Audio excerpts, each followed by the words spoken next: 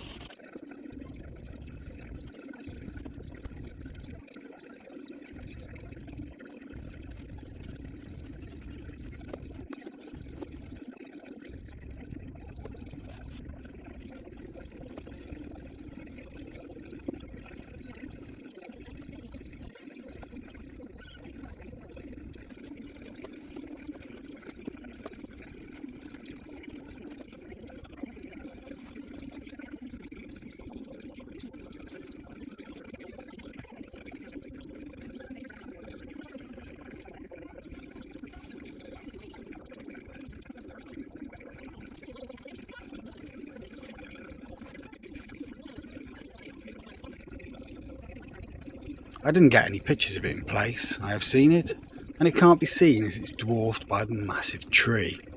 It does its number one job though, of keeping the cat from drinking the tree water.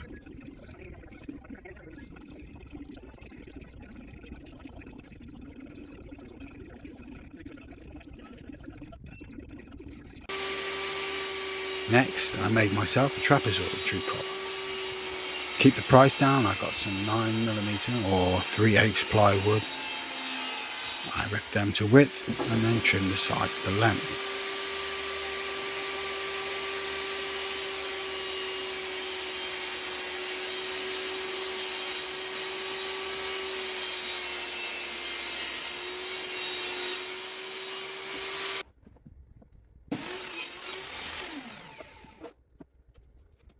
The pieces were too deep for my little miter saw to cut, so I cut a smaller piece of wood up and screwed the two halves either side of my crosscut sled.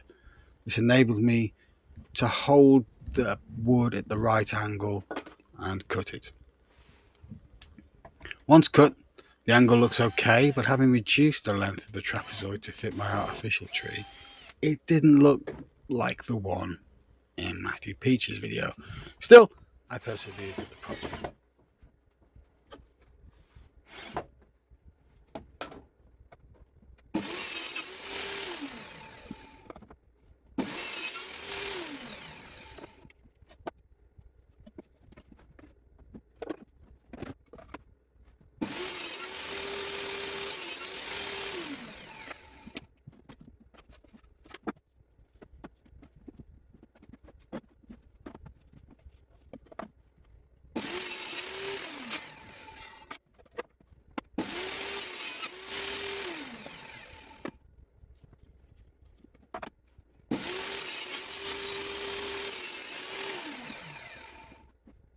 I added some thin pine trim to the outside to cover the ply edge. I used super glue to hold the piece in place as the wood glue dried. I did the opposite edges, weighted, and then added the remaining two sides.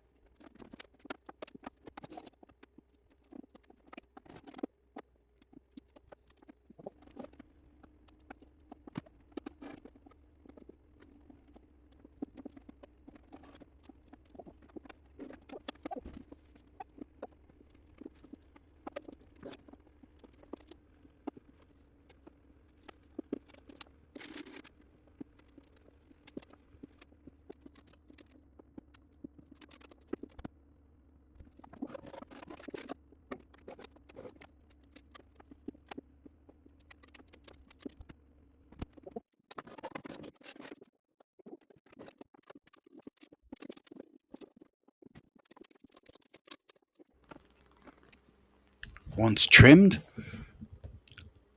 I cut out some vinyl decals and used one as a template, as you can see, and painted the letters in.